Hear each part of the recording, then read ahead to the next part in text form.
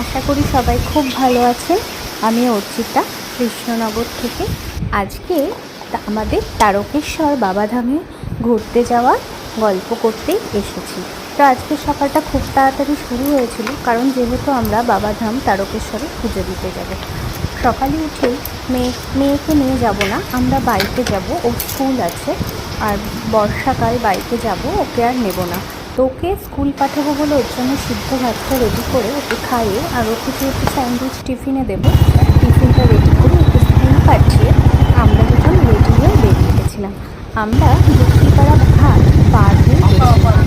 বর্ষার গঙ্গা, ভরা গঙ্গা আমরা পার হয়েছিলাম। তারপর সেখান থেকে আবার স্টার্ট করেছিলাম বাইকে। আর আমরা এটা ওই যে বড় নৌকাগুলো থাকে তাতে করে ঘাটটা পার হয়েছিলাম, আর বাইকটাও তাতেই তুলে দেওয়া হচ্ছিল।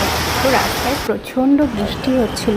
আমরা দুজনেই রেনকোট পরেছিলাম, কিন্তু রেনকোটও বৃষ্টি মানছিল না। আমরা পৌঁছে গেছি পুজো দিতে তারকেশ্বরে পুকুরে।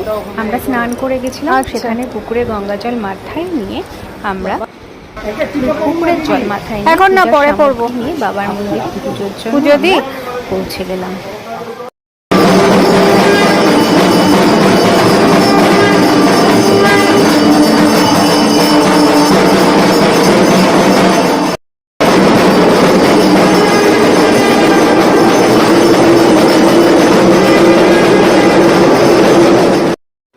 বাবার মন্দিরে আমাদের পুজো দেওয়া হয়ে গেছে। মন্দিরে খুব একটা ভিড় ছিল না, তো ভালোভাবেই আমাদের পুজো দেওয়া হয়ে গেছে।